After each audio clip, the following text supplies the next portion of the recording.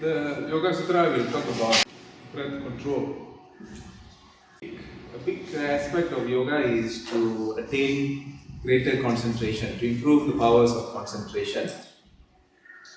So this is at this stage the Sushumna centers are aroused. So what do they mean by Sushumna centers? Sushumna is inside the spine. You got three important flows: Ida, Pingala, and Sushumna. What is inside the Sushumna? Inside the Sushumna are the chakras. What is the connection between Ida and Pingala to Sushumna and the chakras?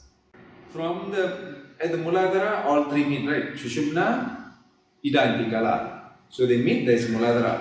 And then Ida and Pingala go separate ways. And the next point where they meet is the next chakra. Right? So Ida, Pingala and Sushumna meeting at the same point is where the chakra blossoms. So all three has a role in the formation of the chakra. So like this: Muladhara, Swadhisthana, Manipura, Anahata, Visuddhi, Ajna. See, all three needs to be connected. So the energy that we have, the vital force and the mental force, has to combine in order to create the third force. The third force is the higher force. These two works in life. Right? So when there is only one, life is not in balance. But if there is two, but they are separated, life seems to be in a balance, but overall that peace and harmony is not achieved. You can see many people's life seems to be quite balanced, but if you go and talk to them for some time, eventually they will reveal to you that everything seems to be okay and all that, but it seems to be a bit empty. Because the third force is not generated in their self. Through the practices of yoga, you are able to do this. So pranayama. So seems to be that pranayama is a very important component. Physical, mental. Asana yoga, meditation, dhyana yoga. That which is in between is this huge science of pranayama. So when we are able to utilize pranayama effectively, then we are able to bridge the gap and quickly from asana or hatha yoga go into raja yoga. This practice of pranayama is so important in order to allow us a smooth passage. Pratyahara.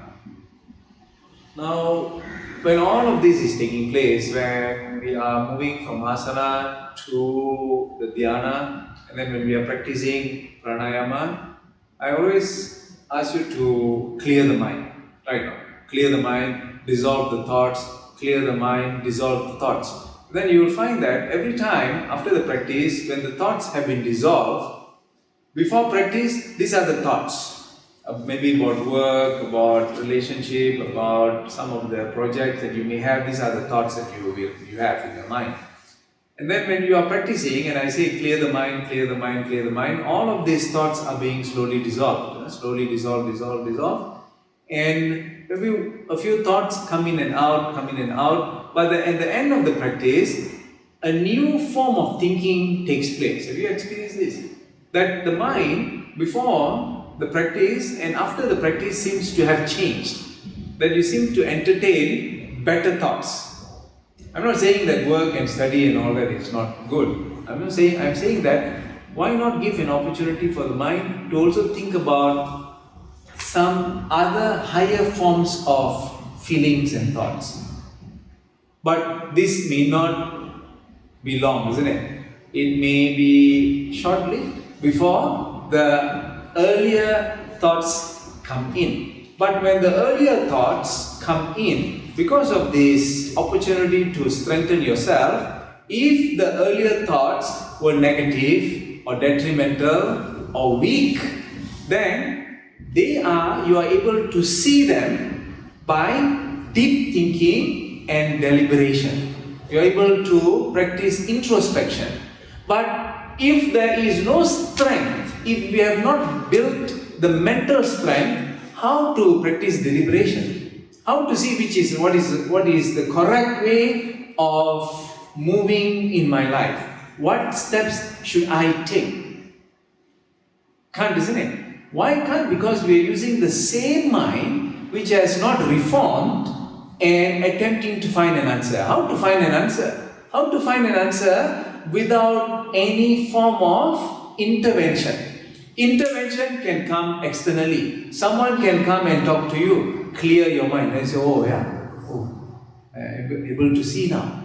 Because of this communication with this other person, I'm able to see. Or you read a book, then after you have read the book, then your mind starts thinking, I am able to find some solution here.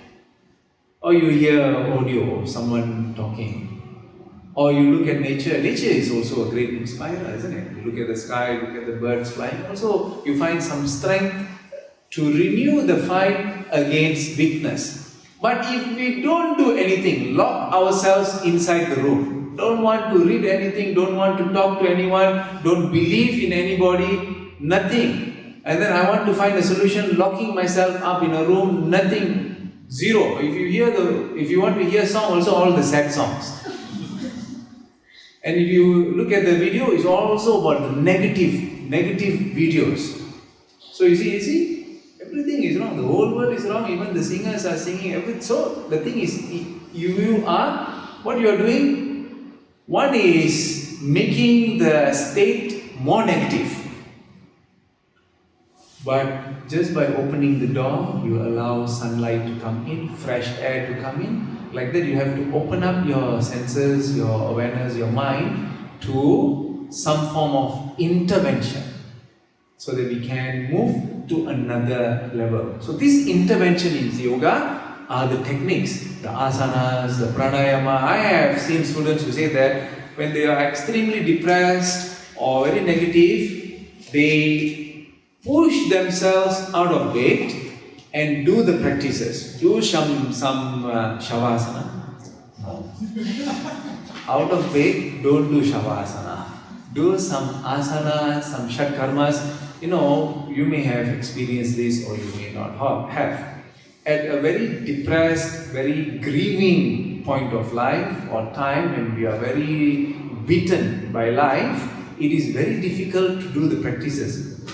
Normally you just want to sleep. Or you just want to eat, or you just want to watch TV. Have you seen other people having that? When they are beaten by so many things in life, they just give up and just watch the TV, just watch the movie, just eat as much as possible, just listen to songs, don't want to even confront the mind. They can't even get out of bed. So we just want to sleep more. But during that time, if you bring forth a little bit of energy, a little bit of willpower, I will fight this. Let me go and do some asanas. Let me go and do the shat karmas. Let me just go and do some little bit of pranayama. Let me go out of the house and go for a walk. That allows for a change to take place. Who has done this? It's you. It's your willpower. And the yogis say that all the sadhanas that we do, all the practices that we do is to build the willpower.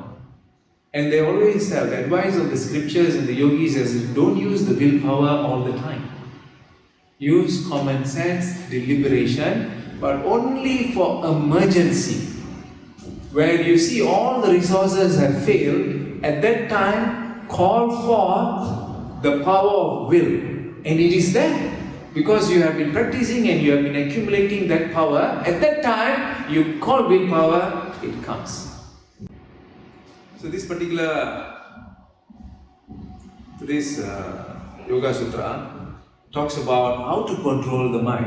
And here Patanjali has given two processes. One he says, he's talking about exhalation, expiration, and what practice can be related to this expiration? Kapalabhati. He talks about that. When our mind is disturbed or distracted, Kapalabhati is one of the best practices to do. Keep on exhaling and then observe like 10, 20 times, observe the breath, again 10, 20 times, observe the breath, 10, 20 times, observe the breath, 10, 20 times, until the thoughts have been dissolved. If the thoughts are overwhelming, more rounds. If the thoughts are overwhelming and you are just unable to break free from the thoughts, don't go and attempt to fight the thoughts. You have Kapalabhati. Just keep on exhaling, exhaling, observe the thoughts. And then exhale, observe thoughts. By 10th or 15th rounds, the thoughts would have dissolved. They would be dissolved. It's much more potent than attempting to clear the mind with the existing weak mind. Mind is already weak, unable to fight the thoughts, isn't it? Don't go to the mind, go to the breath. You will be able to find a quick solution. And retention of breath here, for a beginner, we don't recommend the bandhas, right? We only recommend after exhalation, observe. Observe the breath.